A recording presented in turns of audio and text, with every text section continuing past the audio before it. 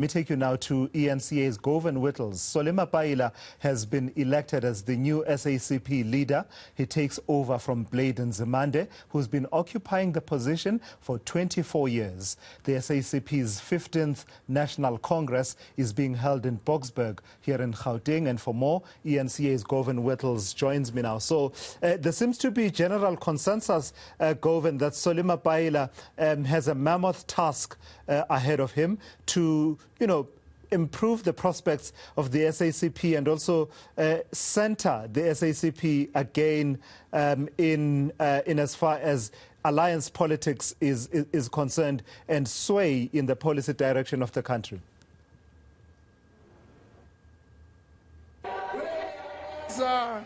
There's the one organization that's stable, that's united, that wants to take bigger responsibility for the success of the National Democratic Revolution, acknowledging the ANC remaining the leader of the alliance, but wanting to play a bigger role. And this conference has disproved most of that. Right now, we're waiting for the outcome of the elections for National Chairperson, Deputy General Secretary, and Treasurer General.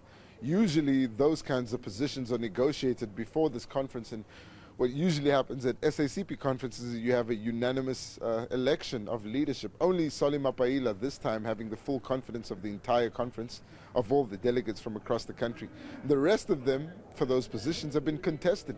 Among them, of course, Blade Nzimande contesting against his former HOD in the Department of Higher Education, Gwebs Konde. A lot of people are raising questions about whether that contest is about ideological matters and the future of the SACP or a personal fight that spilled over into the conference. That'll be answered in a few moments. What they call the Revolutionary Electoral Council has taken to the stage now.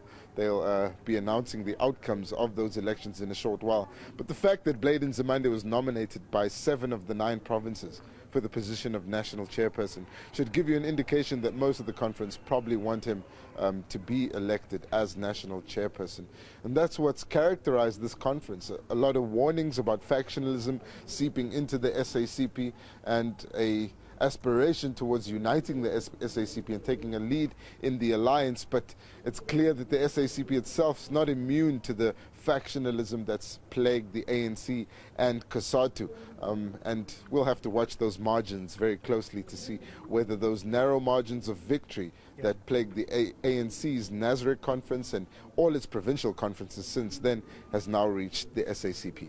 So, Govan, while there's that contest that involves Blade Nzimande for the position of national chairperson, in the true tradition of organizations such as the SACP, it's the General Secretary's position really that is most influential, right, in terms of how, the organization is steered going forward. Just talk to me about that dynamic of a sense of wanting to retain Blade Nzimande in one way or another as national chairperson, but in that context of the GS position being the one that sort of influences the tone of the organization, you sort of get a sense that this is, in a way, accommodation of, someone who has served for quite a period of time, but at the same time, a sea change in as far as the leadership is concerned.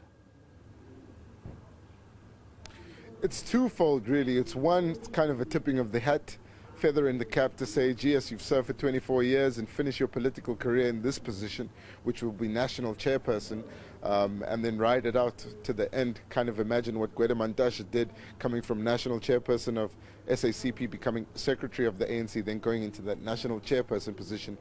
Same kind of pathway that they believe politicians in their old age, which they really are now, should finish their careers off with. Then secondly, a question has been raised at this conference of whether or not the people that will be elected alongside Mapaila in that new leadership collective will actually support him and will actually support the implementation of his vision of a more militant SACP, but also an SACP that unashamedly wants those government positions. Mapaila, in his State of the Organization reports, lobbying for the deployment of SACP cadres to government. And they feel that Blade Nzimande would be a person who has Mapaila's best interests at heart, but also is loyal to Mapaila's vision And therefore, even if he is surrounded by new leadership, to have Blade Nzimande in that national chairperson role could serve as an anchor, but also ensure that he holds some sway in the organization's top 5 and then eventually in the central committee. So those are the considerations around having Blade Nzimande in that top structure next to Mapaila. But also we know Mapaila is very loyal to Blade Nzimande, and he's been groomed for the position of General Secretary by Blade Nzimande. In fact, the other alliance partners here congratulating the SACP for successfully doing succession planning, something that they say is missing within the ANC and COSATU. And I think that Blade Nzimande may be saying a few words now on stage. This is important because last night the argument or debate around whether or not Gwebs Bonde should contest him for national chairperson went until 1 a.m. in the morning. Eventually they did contest and the delegates did have to vote. Something that the SACP said it didn't want to have happened, but it has happened now. And so all eyes are on the outcome of that vote to see which way the conference went and which view they endorse in terms of what should happen to the SACP next. Yeah. All right. Thank you for that, eNCA's Govan Whittles. One way or another, Govan, the events of the past few days, not inconsequential, at least in as far as the tripartite alliance politics is concerned, the entrance of Mapaila to the position of General Secretary, but also even the talk about reconfiguration of the alliance, which is what the SACP has been talking about for a number of years, and President Cyril Ramaphosa saying that he agrees that there's need to do that. We'll touch base with you a bit later on, Govan, for an update on those elections that are taking place in as far as the other positions of leadership are concerned.